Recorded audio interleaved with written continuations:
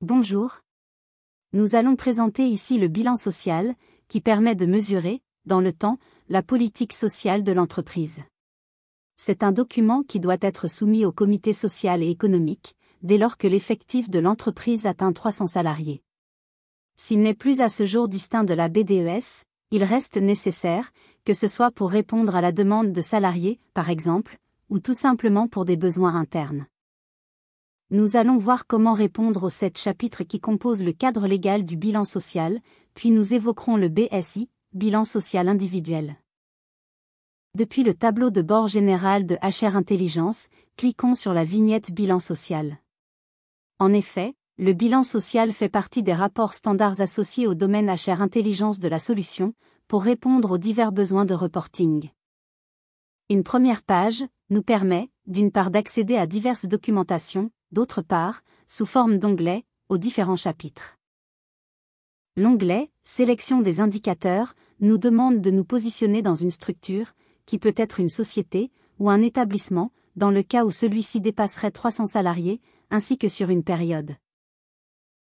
L'ensemble des indicateurs sont disponibles, avec la possibilité de les appeler individuellement. Notons que pour tous ces indicateurs, nous retrouvons une analyse sur 3 exercices, avec des présentations intégrant toujours une répartition homme-femme. Nous pouvons détailler chacun des 7 chapitres, par exemple le premier, concernant l'emploi. Affichage des indicateurs correspondants, l'effectif présent, l'effectif permanent, ou l'effectif par tranche d'âge, par exemple. Les autres chapitres fonctionnent sur le même principe. Le chapitre 2, concernant les rémunérations et charges accessoires, avec les indicateurs associés. Le chapitre 3, sur la santé et sécurité au travail. Le chapitre 4, sur les autres conditions de travail. Le chapitre 5 sur la formation, le 6 sur les relations professionnelles, ou le 7 sur les autres conditions de vie relevant de l'entreprise. Il est important de noter que les indicateurs ne seront produits que dans la limite des données présentes dans la solution.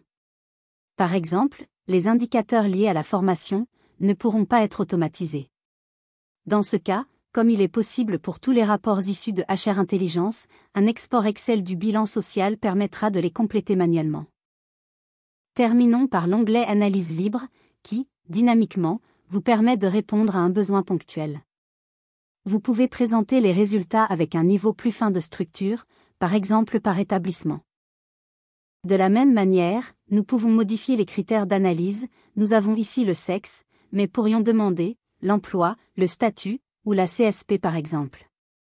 Nous examinons ici les heures travaillées mais pourrions choisir d'autres rubriques, l'absentéisme, le brut ou les charges, pourquoi pas.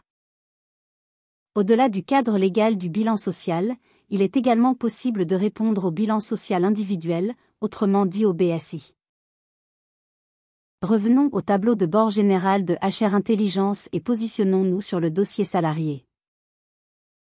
Contrairement au bilan social, il n'existe pas de cadre légal concernant le BSI.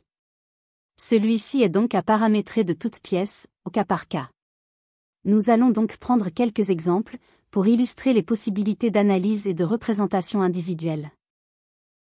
Nous avons ici une synthèse de la situation de Bernard Martineau, avec son identité, des compteurs indiquant son âge, son ancienneté ou son nombre d'enfants, la liste de ses évolutions de situation, en termes d'emploi ou de salaire, ou le détail de ses diplômes ou de ses arrêts de travail. Sur la droite, une jauge permet de visualiser l'évolution de rémunération, comme le salaire et les primes, toujours dans cet exemple. En conclusion, nous avons vu que la solution permet de répondre au bilan social, à partir d'un modèle standard, basé sur le légal, et pouvant être mis en place de manière simple et rapide. Ce modèle peut néanmoins être personnalisé, pour s'adapter, par exemple à certaines conventions collectives. Par ailleurs, au-delà de la production de ces indicateurs, il est possible de répondre à des besoins ponctuels, ou de mettre en place un BSI.